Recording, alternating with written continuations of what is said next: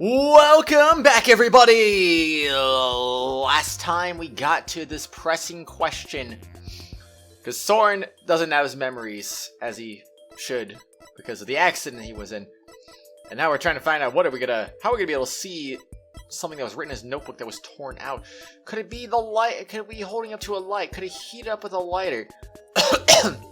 I don't feel like that could be it, because, I mean, we literally just used that in, like, the freaking final case, right? So, that doesn't seem right. Also, how would that work exactly? So, I feel like holding it to a light might be the answer. Hope it is. It's not. It's not. Are you kidding me? Oh my gosh, it's actually heating up with a lighter. Or is it? I know, we should hold a notebook up to the light.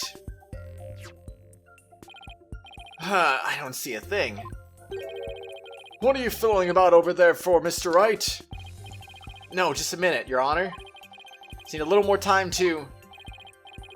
Mr. Wright, this court does not accept answers in the form of pantomime. I think the judge misinterpreted my movements. Let's see, to find out what was written in the notebook, we should... I don't see how fingerprint powder would be the answer either, though. I mean, to be honest, neither of these two make any sense to me, really. Okay.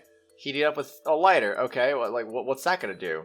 Use fingerprint powder. Okay, what's that gonna do? Just gonna freaking, we're looking for writing, not fingerprints, so, maybe I am an idiot. Maybe it is fingerprint powder. I don't friggin' know. I'm gonna just do that one.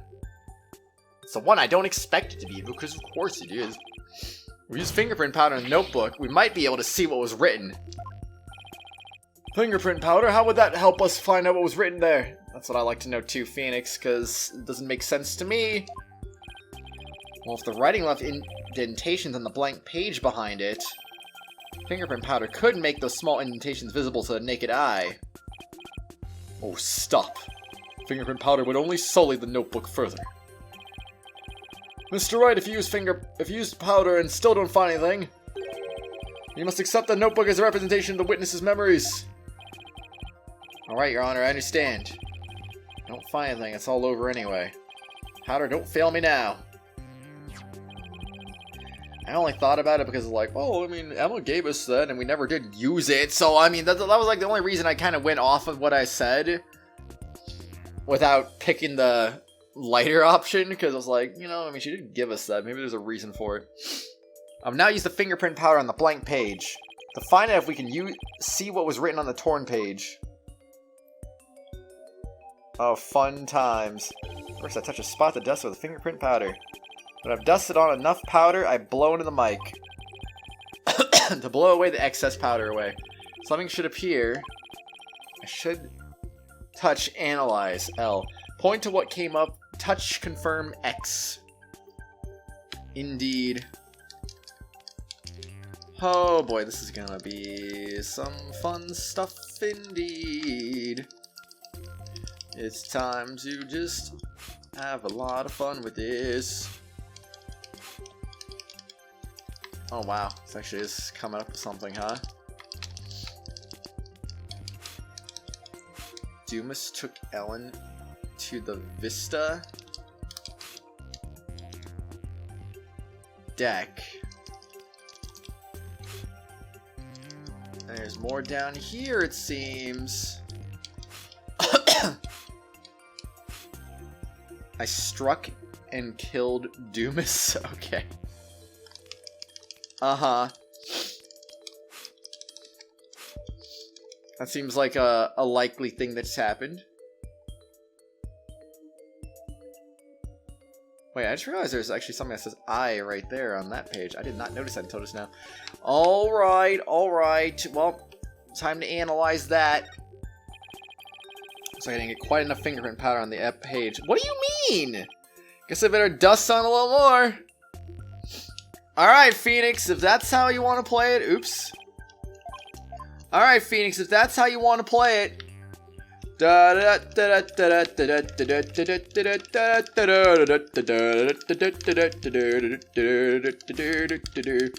was the D incomplete? was that what happened? Was the D incomplete? Bruh, the D was basically, like, slightly incomplete, and you're like, not enough fingerprint powder, oops. Dumas took Ellen to the Vista deck. This has to do with the case. Might be some other important message here too, then. Indeed. How'd you know, Phoenix? Right there. It says I struck and killed Dumas. This is huge. That's an oof. I struck and killed Dumas. That's what was written on the torn out page. What? It can't be. I don't believe it. There has to be some kind of mistake. Soren would never, could never.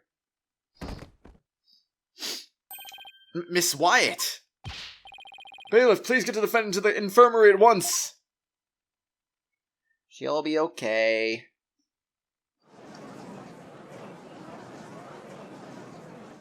Apparently the defendant got too worked up. She's resting in the infirmary as we speak. Now then, please continue, Mr. Wright. Yes, Your Honor. This notebook is all Mr. Sprocket has to remember things by. With this critical page torn out, not even Mr. Sprocket himself knew the truth of what he'd done. I'm the one who killed Dumas. So it wasn't Ellen, oh thank goodness. Mr. Sprocket, does this mean that you were at the crime scene during the murder after all? I guess I must have been. Soren's notebook, updated in the court record. One of the pages has been torn out. Indeed. But Mr. Sprocket, can we really believe what's written in this notebook? Nobody touches his notebook but me. And when I sleep, it's under lock and key. I don't remember writing that I killed Dumas, but I guess I must have.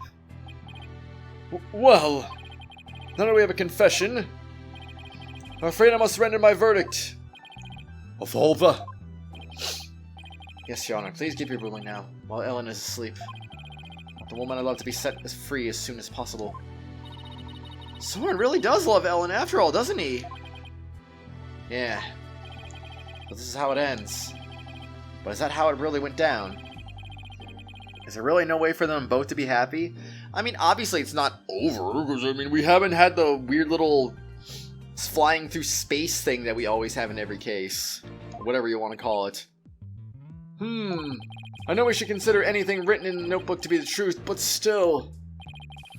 I myself wrote of the crime in my notebook. No further proof is necessary. Soren himself wrote it in his notebook? Wait a minute. Wait a minute, indeed.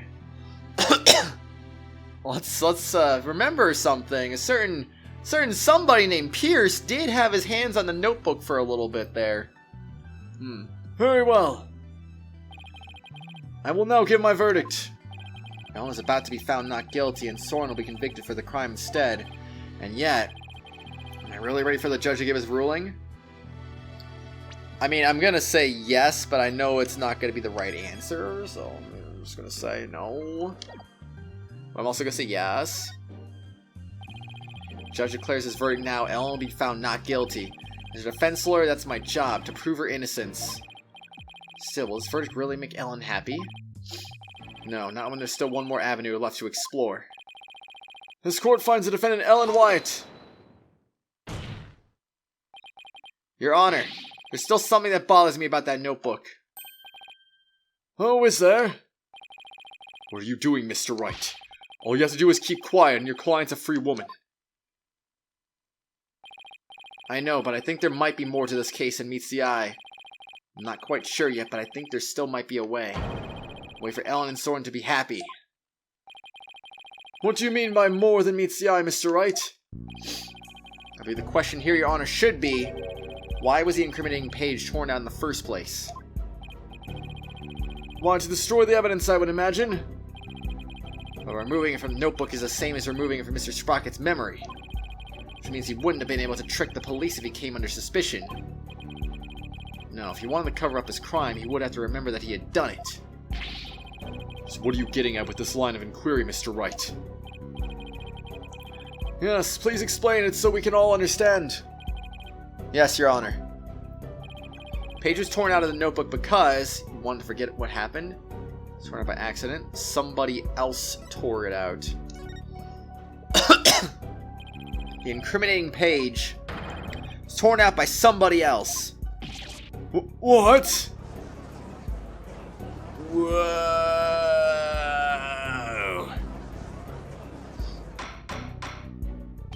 Order! Order! Are you claiming a third person interfered with the notebook? It's not all that surprising if you consider what's happened up until now. After both the car accident and the murder of Dumas Gloomsbury. There was always a cover-up and not far behind. But I had my notebook with me at all times. Did you? Because I remember you were in a panic yesterday because you couldn't find it. That's true. So who orchestrated this particular cover-up, Mr. Wright? Think back over the course of the trial, it's pretty easy to guess. The one who may have tried to tamper with someone's memories is... Derp. The one who tampered with a notebook in order to manipulate Mr. Sprocket's memory. Is Pierce Nicoti.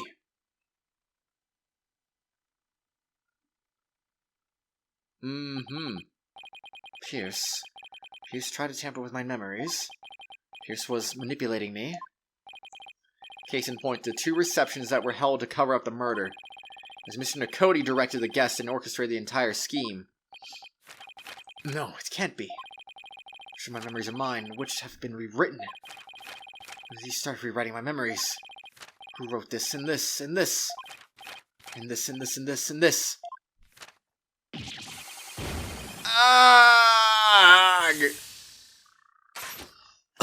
Uh-oh, is he gonna fly? Oh gosh, no! Not like that! He literally took off! Oh! What? He just flew out of the courtroom, or what? I'm confused. Look, Nick, he's coming back down! Where is this, how high is the ceiling? Oh, jeez. My memories. Ellen. Mr. Sprocket! Bailiff, please get Mr. Sprocket to the infirmary on the double! Is he gonna forget everything because he passed out, or...? Mr. Sprocket has been taken to the infirmary. We don't have to worry about him running away, so let us resume where we left off. Your Honor, the defense would like to call Pierce Nicoti to the stand. Why do you object to that? We already know he carried out the cover-up to protect the company and Mr. Sprocket.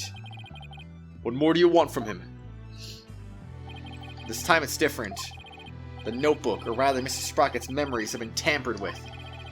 That means the only person who knows the whole truth is now Mr. Nicoti. Don't tell me, are you actually trying to drum up a third suspect? In order to exonerate the defendant and her groom? I'm not drumming up anything, nor do I have grounds to accuse him of anything. Yet. All I know is that Mr. Nicoti is the only one who knows the truth. And I think he's still hiding something. Something we don't know about yet. No grounds yet, is it? Well, Mr. Edgeworth, does the prosecution consent to calling the witness to the stand? It does, Your Honor. However, I would like a little time to talk with the witness before we do. Very well. We will break for a 20-minute recess. 20-minute recess hype! To be continued.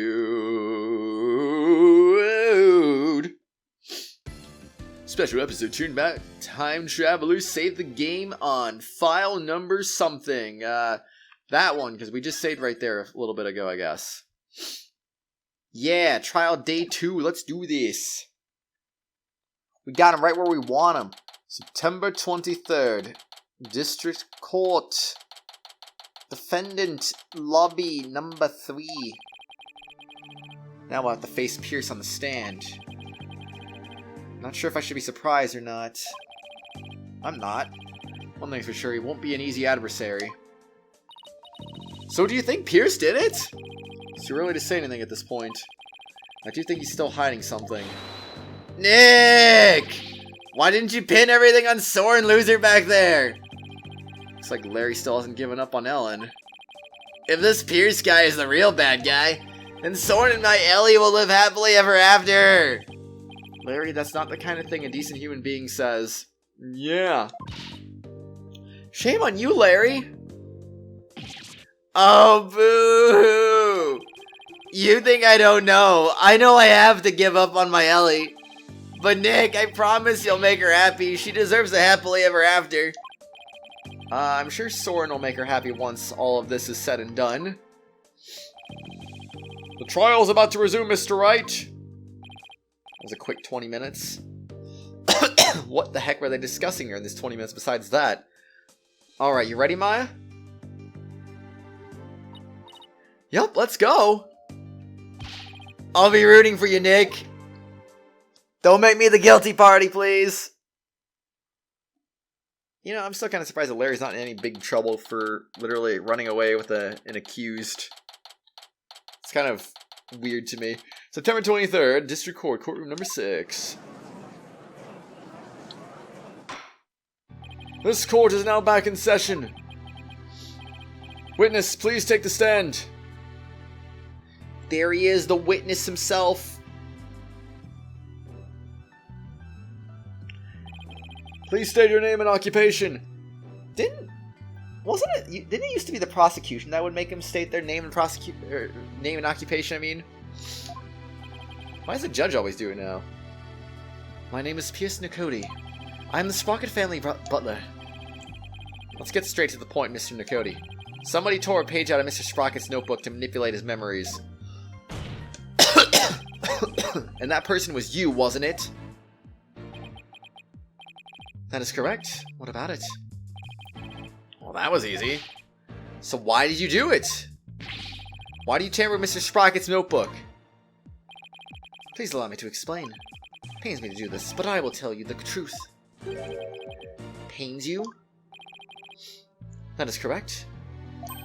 Well, my testimony will go against Master Soren's wishes. Soren's wishes? What is he talking about?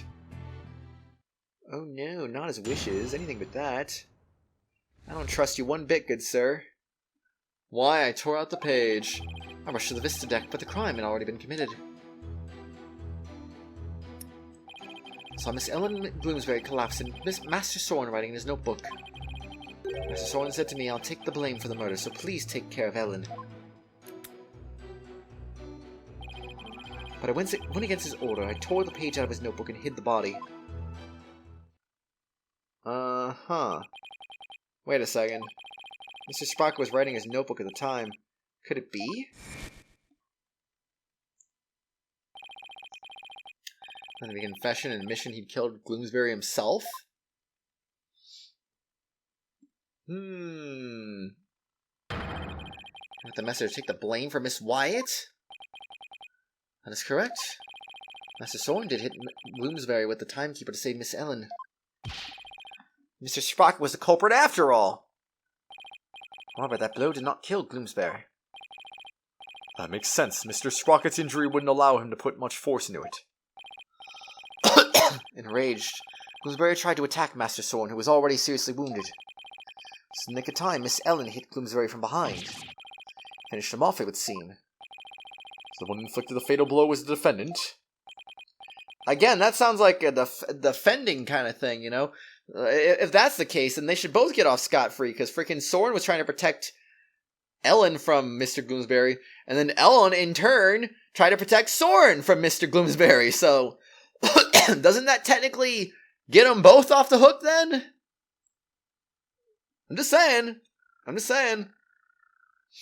Like, it might not be self-defense in this situation, but you're technically trying to protect the one you love, so what? I don't know.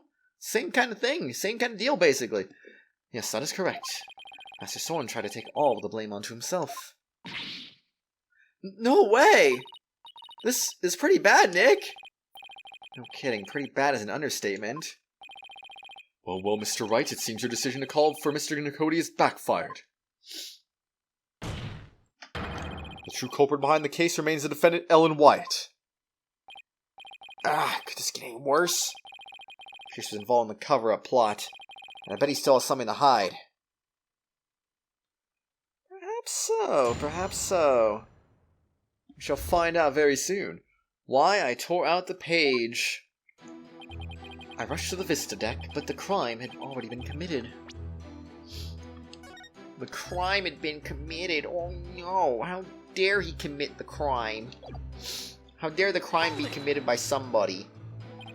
Wait a minute. I thought you went to the Vista deck with Mr. Sprocket. Actually, that is not true. What? What do you mean? Found this out afterwards, but Master Soren went into the Vista deck alone. Went out the escape hatch in the reception hall and went along the outside wall. Hello? What? Oh, wait. What? You can't be serious. Mr. Wright's adlopated guess was actually correct. What's the adlopated? What does that even mean? Suppose truth really is stranger than fiction. So, Mr. Nakoti, when you got to the scene, you saw Mr. Gloomsbury, Miss Wyatt, and Mr. Sprocket, is that right? That's exactly right. I saw Miss Ellen and Mr. Gloomsbury collapsed and Master Soren writing in his notebook. Oops. That was an accident. Okay. Press it. So when you and your group arrived at the Vista deck, the murder had already been committed? That is correct. Gloomsbury had already been struck. Miss Ellen had lost consciousness, probably from the shock of the incident. How did Mr. Sprocket appear? He was bleeding from the stab wound he'd received from Gloomsbury. Barely conscious, he was writing something in his notebook. The mysterious third person Ellen saw really was Soren, then. Apparently, Master Soren said to me, I'll take the blame for the murder, so please take care of Ellen. So Mr. Sprocket wrote a note of confession in order to take blame for Miss Wyatt. Yes. That notebook is the only form of memory Master Soren has. So you understand what his action meant, I trust? ... What did it mean, Nick? Soren, everything on notebook is true. So Soren tried to take the blame by altering his own memory to make himself think he did it. No! Master Soren truly loves Miss Ellen. Must have been love that made him do that. Seems likely, anyway. But I went against his order. I tore the page out of his notebook and hid the body. Mr. Nakoti, could you please tell this court about that in more detail? That, you say? Which part do you mean, Mr. Wright? Could you be more specific? Oh, alright. Both things. What part do I want to know more about? Hiding the body, tearing out the page? I don't really know yet. I'll just go with hiding the body first. Please tell me more about hiding of the body. Very well. Don't see why not. Saying he would take the blame, Master Soren passed out. That's when I hid the body. They took the lift down to the hold. I hid Bloomsbury's still-warm body in the spare peggable lantern. So it was you who hid the body, not the defendant. I think Mr. Butts would have moved the lantern containing the body to the reception hall. I did not see that coming. You don't blame me, not even Larry can predict what Larry will do next. I'm gonna actually take another look at the lantern evidence. Mr. Wright, would you like that statement added to the witness testimony? Sure. Yes, please. Very well. Please add that statement to the testimony, Mr. Nakoti. In the hold, I hid the still-warm body in the spare peggable lantern. Spare lantern, there's a blood stain on the inside wheel handle as if somebody gripped it with a bloody hand. I'm a little confused, but we'll get to that in a little bit, I guess. Why'd you hide the body in the lantern? As I told you yesterday, it was to make it as though the murder had never happened. Thanks to Mr. Butts, things did not turn out as planned. Holding the second wedding reception wasn't Mr. Sprocket's idea. But yours, wasn't it? It's all for Master Soren's sake, and it's Sprocket Aviation. I'm accused of a crime for trying to cover up at the incident. I shall accept it willingly. He really doesn't seem to even care about himself. So he's talking about the cover-up after the incident, huh? Right, that's information only somebody who was actually involved could know. So it might be a really important piece of testimony. I think so too. I'll really have to tread carefully here.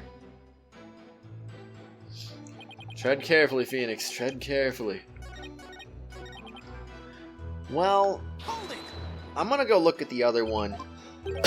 Just to see a little more details, I guess. Tearing out the page. Why'd you go against Mr. Sprocket's order and tear out the page? That is a silly question, as I told you before. Supposing anything that may harm the Sprocket family's reputation. Simply a part of my job. Alright, you did say that before, didn't you? Tore the page out of the notebook in order to protect Master Soren. Mr. Wright, would you like... Yes, I would, please. Yes, please. Add it to your testimony. I tore the page out of the notebook in order to protect Master Soren. So by tearing the page out of a notebook, it doesn't feel challengeable like the other one does, because even Phoenix was like saying, I guess I should check the lantern in my testimony again. He said nothing of that similar sort in this one, so... Makes it feel like this one's definitely the way it is. So tearing the page out of the notebook, you erase the memory of Mr. Sprocket, who was trying to take the fall for Miss Wyatt. I knew it went against his wishes. I just could not let Master Soren bear the blame for something he did not do.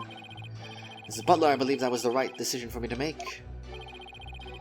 It's all for Soren's benefit, huh? That Pierce could just do about anything in the name of keeping Soren's image safe. So he's talking about the cover-up after the incident, huh? Right, that's information only somebody could actually involve. Alright, so that didn't really seem like they gave us really any information, so... Let's just go back to the other one, then. What do you mean, Mr. Wright? What are you talking about? How did you hide the body? I do not know. But somehow you do know. So therefore, you are very smart indeed. Here you go. Whoa.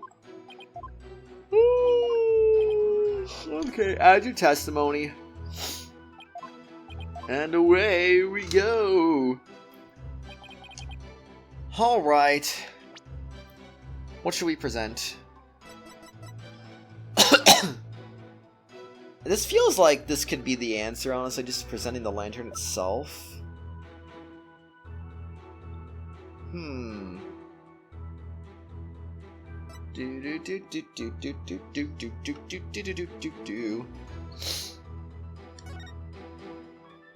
I still don't really know, man.